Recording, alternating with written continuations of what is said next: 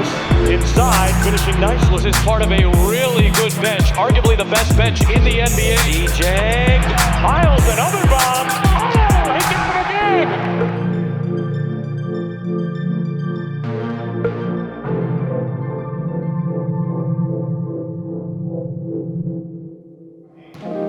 Shoot or shoot. A kid asked me at the game yesterday, he was like, what would you tell me that would help me with my photography? I said the same thing I tell you about a basketball, just keep shooting.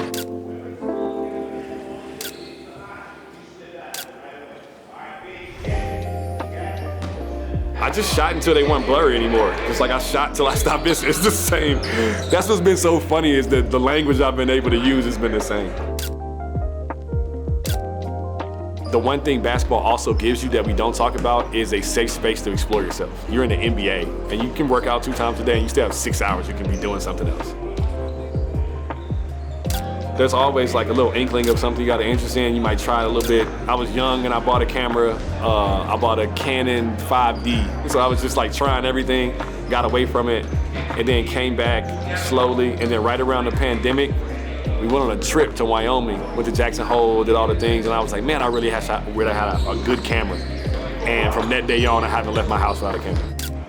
I always look at it from an inspiration, curiosity standpoint. When a kid comes to the game, I like to shoot from the stands, I like to shoot from different angles because that's how they saw the game. I felt that I've been able to do for people from first-hand experience, like I ignite the whole memory now. So like now you remember what the popcorn smelled like, you remember the 2 plays before that play, you remember what made that play happen just from the angle alone. And there's a curiosity that young kids need to have to find out if they really love the game, that we could come from different angles to help them with.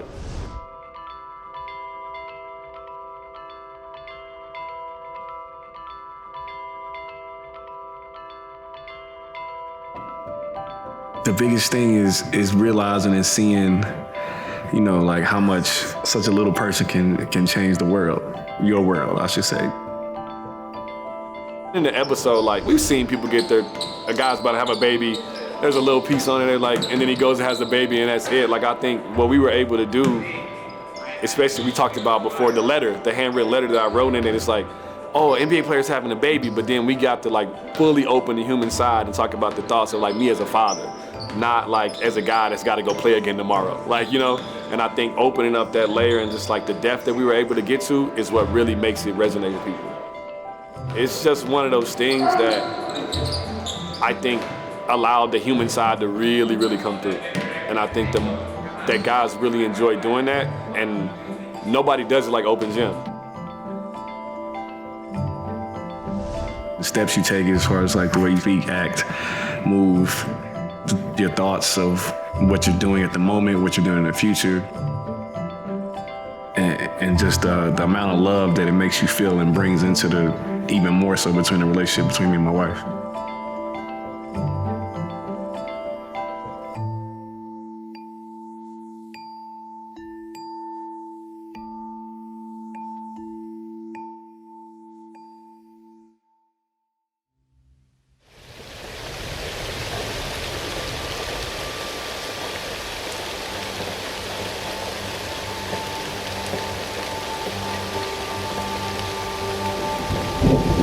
I think my anxiety was kind of through the roof because I was just petrified that something was going to happen, that she was going to come before he came back.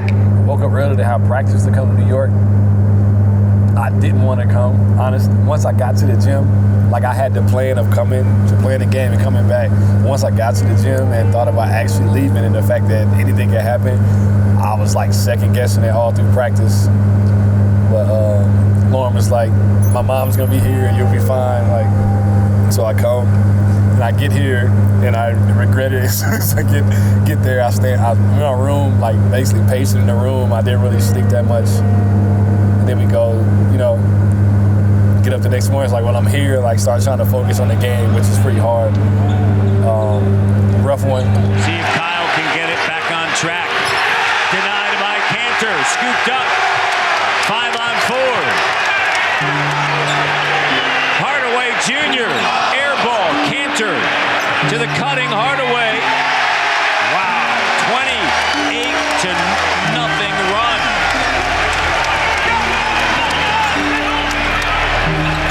CJ got it. Finally. Raptors are going to lose by 8. They led by 11. They trailed by 20. They made it a game, but the game came down to the third quarter. Basically running and jump in the shower. Like I was in the shower. I still had my mouthpiece in. Like I was like taking everything off, ran in the shower, and ran out. Of course, the driver was late. So now I'm panicking in my mind. He was supposed to be there before the game was over.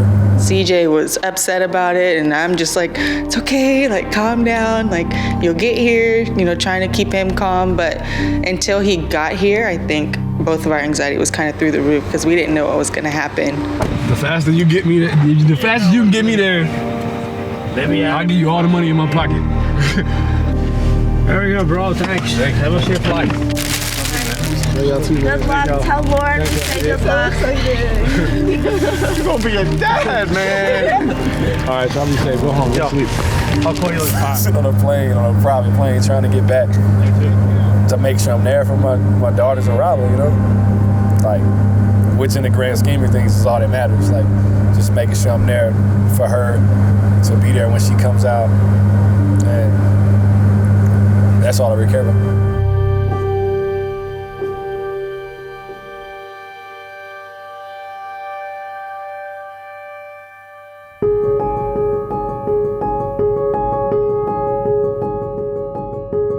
As a coach, you always preach family. You preach coming together as a family. Well, if you're going to preach family, you got to be family. And that means, your family is important to me. Their family is important to me. As a group, we have to welcome everybody's family. We have to understand what everybody's going through. We have to build this family. So it's not just the family of the players on the court. It's the families of the coaches, the families of all the players, and knowing that you got each other. I would say that it's probably the most important thing for the Raptors. I think we realize the role that they play in all of our lives in this profession and the demands that we have, and so we need the support, and we obviously wouldn't be who we are without our families.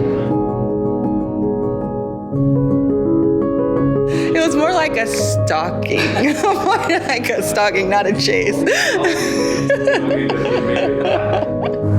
She just didn't want to deal with the lifestyle that you assume comes with it. I mean, it does come with it. If you indulge in it, it's there. Like, and the way it's looked at it from the outside, because stuff that gets written about in the paper is guys getting in trouble and obviously traveling and money, and it's there. Like, and I understood it, but I wasn't afraid to work for it. I wanted, and it made me, pursue her even more because of that. Because I never, they always talk about the chase. I had never had that where, it wasn't so much the chase, but it was the fact that she wanted she wanted something real. She wanted the person to be real. She wanted me to be real with her. And that's what I wanted at the time. Like, I didn't want the lifestyle. I wanted her. I wanted a real thing. I wanted a real relationship, a real girlfriend, to be able to really get married and have a real wife, a real family. I wasn't into that. So I saw it and I chased it. The best way to put it is like he grew on me. He really did. Like I said, he's always been a great guy. Towards the beginning, when we first met, I was like, NBA guy. I'm not dumb, So for a while, like you said, it was a chase, and I was like, I'm not gonna entertain it. And then I was like, what's the worst that could happen? And now I'm stuck.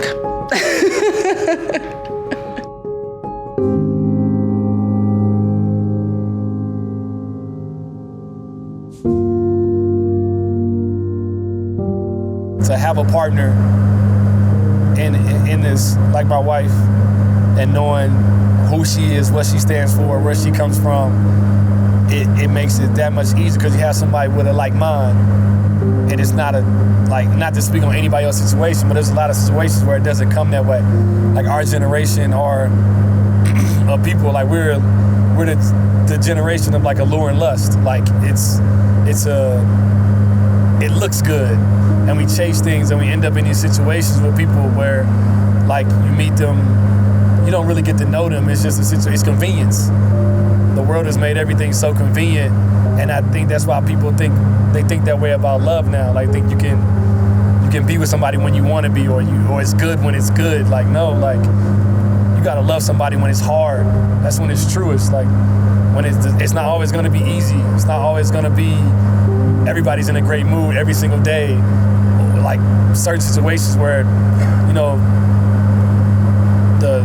you gotta figure out how to make things work. Like, you're gonna grow into different people. You're gonna change, and you gotta learn how to be able to love during that change and be able to take steps forward together. Like, it's a fight, and it's not always about who you have the most fun with at that moment doing it. It's about who do you want to fight with, who do you want to go through the ups and downs with, because it's easy to go through the good times with anybody.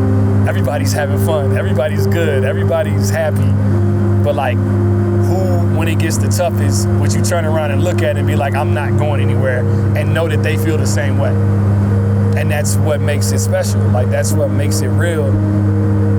And that's the way I feel about her. I'm grateful for the situation I'm able to bring her in. Like, she was made out of love. She was made in a happy home, in a happy relationship. And, you know, me being at a point in my life where I'm as ready as I can be for it. I'm not gonna say I'm ready for it because I have no idea what I'm doing or what I'm gonna be doing. Like, I don't think anybody does the first time. So it's just kind of like, just love her as much as I can, you know, and show her as much as I can and what I've been taught and what I do know, and try to steer her the right way.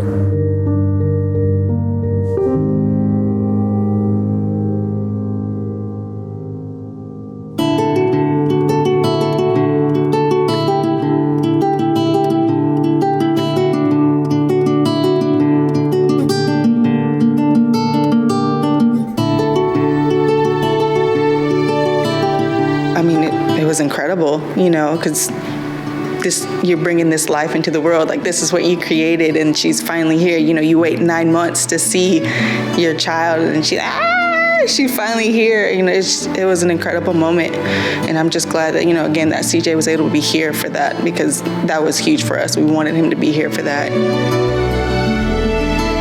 We like many things, basketball, everything. Like, you can find a lot of things in your life, but I think first child, second child, whatever, the numbers doesn't matter, but like, childbirth is the most important thing in your life.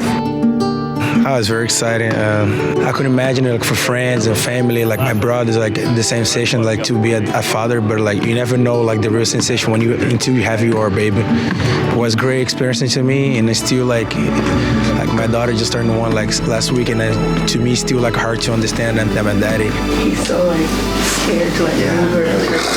He's so scared. Like, it's okay, like you can hold her. Like, he's like she's gonna break.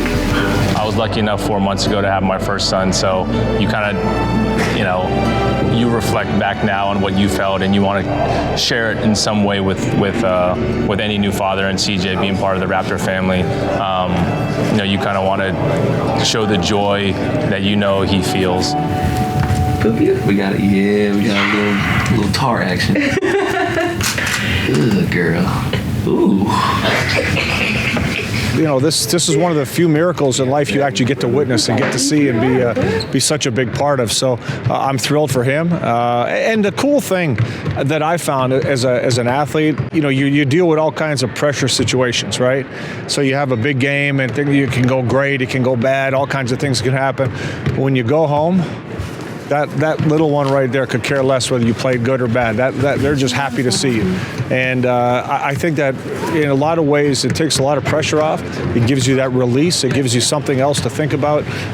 So you go do your job and you come home and you just get away from it all. So I'm thrilled for him, and just seeing his personality, he's going to be a great dad.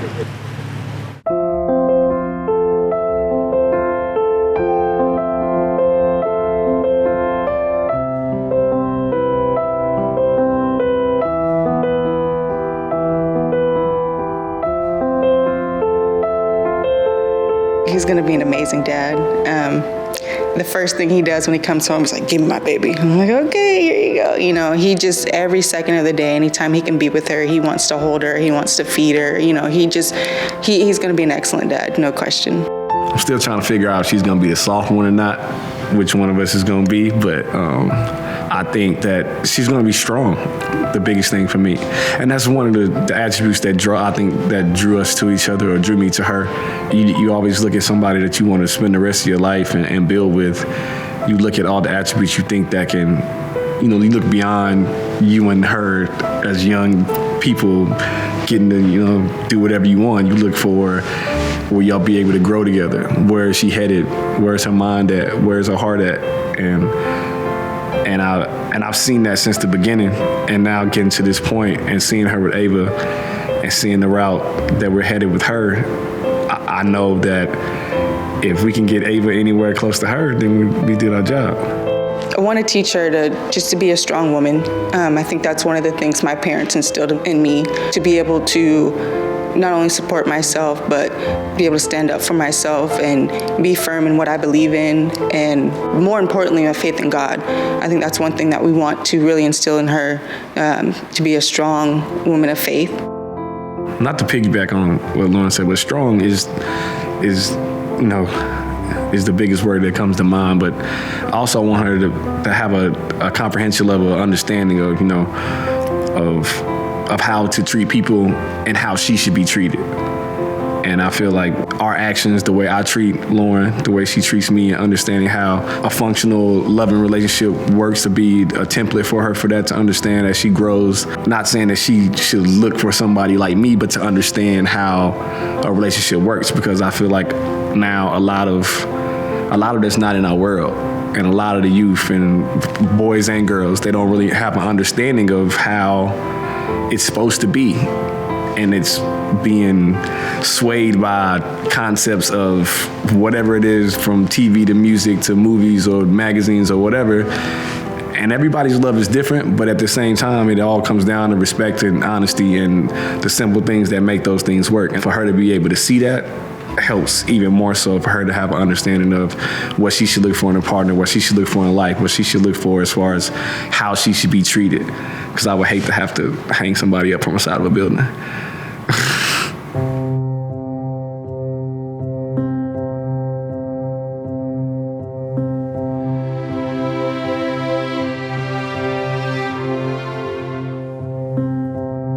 Dear Ava, the first thing I want to say is I love you, more than you could ever imagine. Second is that I promise to do everything in my power to provide and protect you and your mother. I promise to walk in a manner that will never confuse you, never make you wonder what's right or what's wrong. To be honest, to be patient, to work my best to be understanding as we both grow into different people. To treat your mother with the love and respect that makes it easy for you to know how you should be treated when it's time for you to go out and choose a mate. To place our values as a family in all the right places. To help you understand your worth, your heart's worth, your soul's worth, and most importantly, how your faith in God should influence your speech and walk, and how much your speech and walk can influence the world that we live in. Love, Dad.